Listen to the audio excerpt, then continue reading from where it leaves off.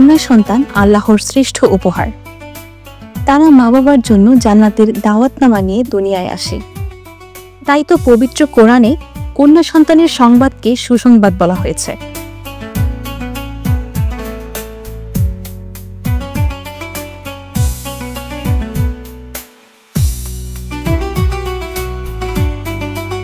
কন্যা সন্তানের মাধ্যমে আল্লাহ পরিবারে সুখ ও বরকত দান করেন।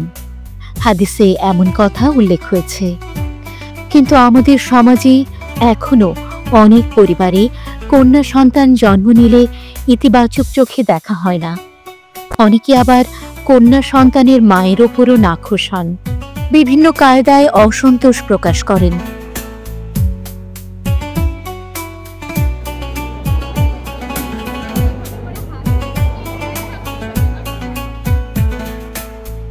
কন্যা সন্তান হলে অপছন্দ করা, তাদের সঙ্গে দুর্ব্যবহার করা এবং তাদের লালন পালনের দায়িত্ব ঠিকভাবে পালন না করা ইসলাম পূর্ব বর্বর জাহিলি যুগের কুপ্রথা।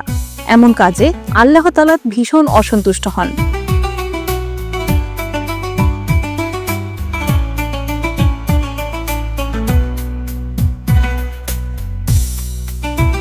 রাসূলুল্লাহ সাল্লাল্লাহু আলাইহি ওয়াসাল্লাম মেয়েদের অনেক বেশি ভালোবাসতেন। মেয়েরা ছিল তাঁর আদরের দুলালি। আজীবন তিনি কন্যাদের ভালোবেসেছেন এবং কন্যা সন্তান প্রতিপালনে অন্যদের উদ্বুদ্ধ করেছেন। কন্যা সন্তান লালন পালনে অনেক উৎসাহ দিয়েছেন।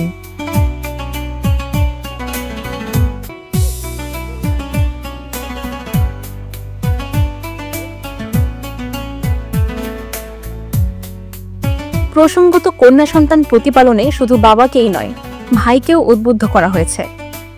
বোনের কথাও বলা হয়েছে হাদিসে।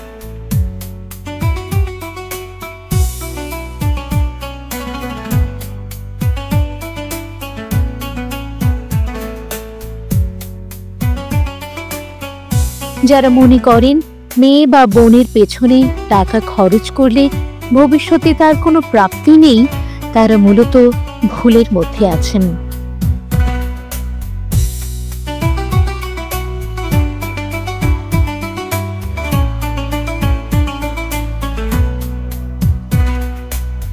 কন্যা সন্তান প্রতিপালনে যেন বৈষম্য না করা হয় এবং বস্তুবাদী ব্যক্তিরা যেন হীনমন্যতায় না ভোগেন, তাই তাদের কন্যা প্রতিপালনের ধৈর্য ধরার উপদেশ দেওয়া হয়েছে।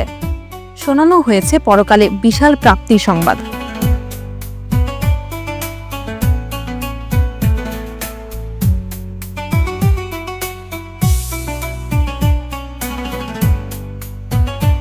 আবু হুরায়রা রাদিয়াল্লাহু তাআলা আনহু থেকে বর্ণিত, রাসূলুল্লাহ সাল্লাল্লাহু আলাইহি ওয়াসাল্লাম বলেন, যার 3টি কন্যা সন্তান থাকবে এবং সে তাদের কষ্ট ও যাতনায় ধৈর্য ধরবে, সেই জান্নাতে প্রবেশ করবে।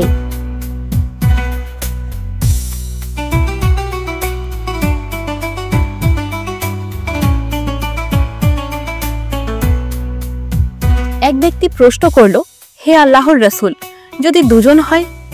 উত্তরে তিনি বললেন, দুজন হলেও। লোকটি আবার প্রশ্ন করল, যদি একজন হয় হে আল্লাহর রাসূল? তিনি বললেন, একজন হলেও।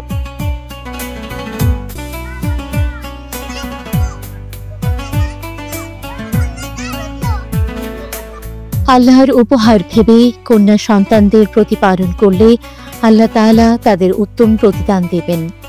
আর যারা অবজ্ঞা করবে ও তাদের লালন পালনে অবহেলা করবে, আল্লাহ তাআলা তাদের শাস্তি দেবেন।